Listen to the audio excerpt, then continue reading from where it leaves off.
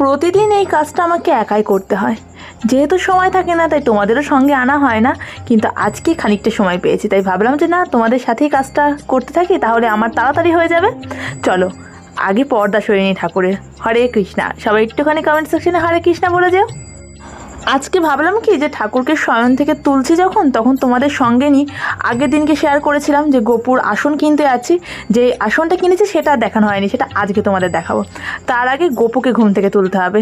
দেখো আমার গোপু কত মিষ্টি করে ঘুমাচ্ছে। দাঁড়াও তোমাদের আসনটা দেখাবো। এই যে আসনটা পাতা রয়েছে এটাই কালকে কিনেছি, ভালো করেও দেখাবো, কোনো চিন্তা নেই। আসলে আমি আসনটা গতকালকে প্রতিষ্ঠা করেছি, কিন্তু গতকাল সময় পাইনি, তো তাই আর ভিডিওটা অন করা হয়নি। কিন্তু আজকে সময় আছে বলে আমি ভাবলাম যে না, একবার দেখিয়ে দিই কোন আসনটা নিয়েছি। তার আগে ঠাকুরের জলটা নিয়ে আসি, একেবারে সকালে পুজোটা দিয়ে নেব। আজকে সকালে পুরো পুজোটাই আমিই দিয়ে নেব। অন্যদিন হয় কি শুধু গোপুর সকালের খাবারটা দিই, সকালের ভোগ আর কি যেটা, আর পুরো পুজো মা দুপুরবেলা দেয়। কিন্তু আজকে আমি পুরোটাই করে ফেলবো। আমি যখন যখন আমার গোপুর সেবার ভিডিও, পুজোর ভিডিওগুলো তোমাদের সাথে শেয়ার করে তোমরা খুব ভালোবাসা দাও, এই জন্য আমার খুব ভালো লাগে শেয়ার করতে। কিন্তু কী বলো তো, পুরো ভিডিওটা একা ক্যাপচার করি তো অনেকটা সময় লাগে, সময় ছাড়া এই ভিডিওগুলো ক্যাপচার করা যায় না, এই জন্য সবসময় করে উঠতে পারি না। দাঁড়াও, পুরো আসনটা এখন মুছতে হবে।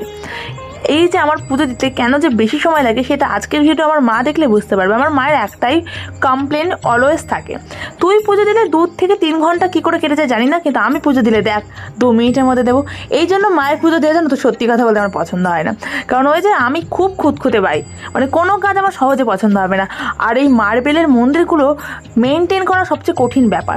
তুমি যদি একদিন না মোছো তাহলে কী হবে বলো তো, ওই ধুলো পড়ে যাবে, ধুলো পড়তে পড়তে একটা কালো আবরণ হয়ে যাবে। আমি যখন কিনেছিলাম মার্বেলের মন্দিরটা, দোকান থেকে আমাকে বলে দিয়েছিল একদম প্লেন শুকনো কাপড় দিয়ে কিংবা হালকা ভিজিয়ে মুছে নেবে, আর আমি সেটাই করি। এই জন্য ধুলো আমি খুব সহজে পড়তেই দিই না। তার উপর আবার দুটো মন্দির, তাই দুটো মন্দির পুরো উপর থেকে নিচে অবধি মুছতে অনেকখানি সময় যায়। আর এই যে এটা হচ্ছে পুরো পিতলের গোপালের আসন, যেটা কিনা ঝালাইয়ের। এর আগে একটা প্লেন ছিল, সেটা আমার খুব একটা পছন্দ ছিল না বলে নতুন আবার একটা নিয়েছি। ওই শোটা অনেকদিন হয়ে গেছে, তোমরা ওই ভিডিওটা যারা যারা মিস করেছো আমি কমেন্ট সেকশনে পিন করে দেবো। চলো গোপুর মুখ মুছিয়ে দিয়েছি, এবার মাখাবো ক্রিম, তারপর গোপুকে বসিয়ে দেবো তার আসনে।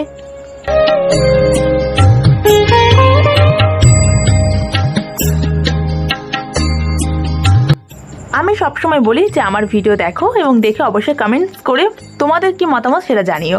আগে যতবার ভিডিও শেয়ার করেছিলাম তোমরা বলেছিলে যে শিব ঠাকুরের মাথায় সবসময় পিতলের ঘটিতে জল দেবে, আর এই কমেন্টসগুলো আমার এত ভালো লাগে। দেখো আমি এখন কিন্তু সেটাই করি।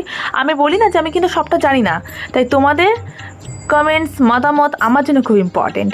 আর আজকে ভিডিওটা ভালো লাগলে একটা করে লাইক করে দেবো, একটু বেশি ভালো লাগলে শেয়ার করে দেবো বন্ধুদের সঙ্গে। তুমিও যদি হয়ে থাকো গোপু ভাইয়ের ভক্ত, গোপালের ভক্ত, তাহলে অবশ্যই ভিডিওটার সাথে সাথে পেজটা ফলো করে দিও।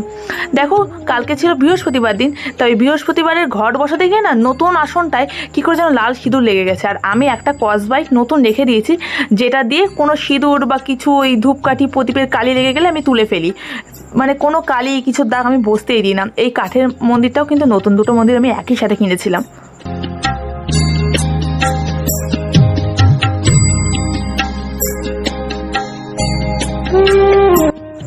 আজকে জানি না কতদূর আমি ভিডিওটা ক্যাপচার করে উঠতে পারবো, কিন্তু ইচ্ছে আছে গোটা দিন আমি কি করে সেবা করি গোপালের সেটাই তোমাদের সাথে শেয়ার করার। যদি পারি তো পুরো দিনেরটাই দেখাবো, যেমন এখন সকালের পুজো দিচ্ছি, তারপর দুপুরে, তারপর সন্ধ্যা আরতি, তারপর রাতের বেলা একবারে শয়ন দেওয়া। আর জানো তো আমি এখন কিন্তু এই মার্বেলের মন্দিরে একদম বেশি ফুল দিই না, কারণ গাঁদা ফুল বা যে কোনো ফুল, নীলকণ্ঠ হতে পারে, জবা হতে পারে, ফুলের যে কষ না, সেই কষটা লেগে ওই সাদা মার্বেলের মন্দিরটা কালো কালো হয়ে যায়। আমি অনেকবার দিয়ে রেখেছি। এবার তোমরা অনেকেই বলেছো যে দিদি একটা কাপড় পেতে নেবে, কাপড় পাতলে আবার কী হয় বলো তো, ধুলো বেশি জমে। আগে আমাদের মন্দিরে কাপড় পাতা ছিল, কাপড়ের একটা লেয়ার হয়ে যায়, আর এই জন্য কাপড়ের মধ্যে প্রচণ্ড ধূপকাঠি গুঁড়ো, ফুলের পাপড়ি এগুলো জমা হয় বলে আমি এখন কাপড়টাকে অ্যাভয়েড করছি, নর্মালি রাখছি, তাতেই বেশি সুন্দর, বেশি পরিষ্কার ভালো লাগে দেখতে। এবার হচ্ছে মন্দিরের চূড়াটা মুছবো। এই যে মন্দিরের চূড়া না মুছলে কী হয় বলো তো, ওই আরশোলা থাকে না, আরশোলার যে গুঁড়ো গুঁড়ো পটিগুলো ওগুলো পড়ে, মানে যতই সুন্দর করে রাখো, গুছিয়ে রাখো, ওষুধ দাও আরশোলা মারা, তাতে ওই বলে না 1 গামলা দুধে 1 ফোঁটা ছোনা পড়বেই, তাই একটু নিজেকেই খেয়াল করে রাখতে হয়। এটা আমার দিদুনের ছবি, আর দিদুনের ছবিটা এখন ঠাকুরের সামনে রেখেছি, তাহলে সবসময় ধূপ ধুনো, তারপর দিদুনের ছবিটা মোছাও হয়। আগে হচ্ছে মায়ের বেডরুমটাই ছিল।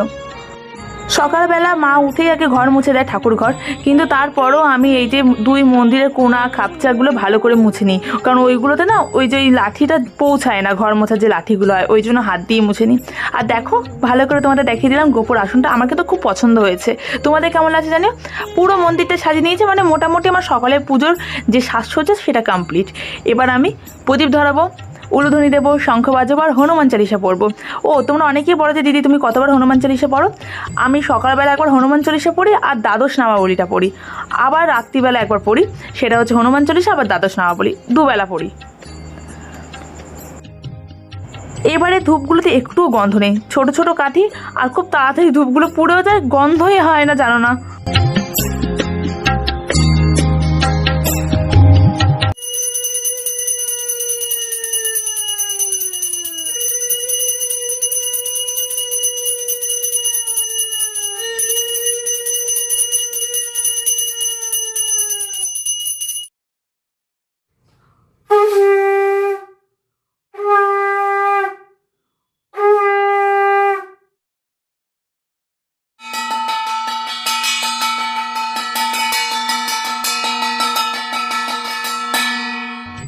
সকালবেলার পুজো আমার মোটামুটিভাবে সমাপ্তি হলো। এবার ঠাকুরকে বাতাস করব। এই বাতাস করার এই যে ময়ূরের পালক যেটা দেখছো, এটা আর এক ধরনের হয় না, বেশ সাদা ঝালর টাইপস, ওইটাও একটা নেবো ভাবছি। আমাদের ঠাকুরনগর মেলাতে উঠেছে, এটা অবশ্য মেলা থেকে নিয়েছিলাম, দেখি যদি ভালো হয় তাহলে নেব। এই দেখো আমার মন্দির সাজানো হয়ে গেছে, কেমন লাগছে অবশ্যই কমেন্টস করে জানিও। চলো দেখা হচ্ছে আবার পরবর্তী সময়। 2 hours later. টানা 2 ঘন্টা বসে থেকে পুজো দিয়ে আমার কোমর মাজা পুরো ধরে গেছিলো, একটা লম্বা ঘুম দিলাম, আর ঘুম দিয়ে উঠে দেখছি কি চড়া রোদ্দুর উঠেছে গো। এখন যদি কেউ বাইরে বেরোয় নির্ঘাত তার সানস্ট্রোক মানে বাধ্য হবেই হবে, ঠাটা পড়া রোদ। আর আজকে ভাইয়ের হচ্ছে এক্সাম, ভাই গেছে বারাসাতে, আমি ভাবছি যে কী করে পরীক্ষা দিচ্ছে রোদ্দুরের মধ্যে, আবার ভিড় টেনে বাড়িও ফিরবে।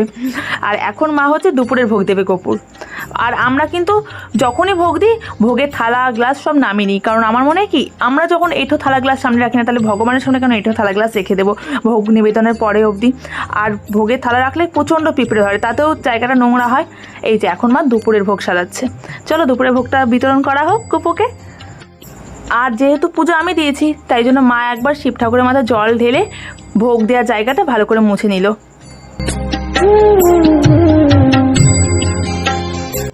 ভোগ তো দেওয়া হয়ে গেছে, এবার প্রদীপ ধরাতে হবে, আর তার জন্য ফ্যানটা অফ করি। চলো, এখন এমন গরম পড়েছে না, পুজো দিতে গেলেও মানে ফ্যানটা লাগেই, কিন্তু ওই প্রদীপ ধরানোর সময়টুকু একটুখানি অফ করি যা আর কি।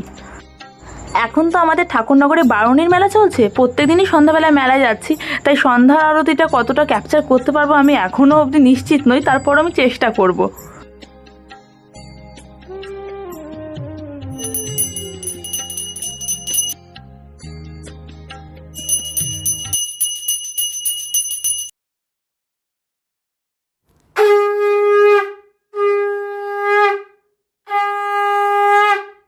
দুপুরের ভোগ দিয়ে আমাদের হয়ে গেছে, কেমন লাগলো এত অবধি জানিও কিন্তু অবশ্যই। 2000 years later.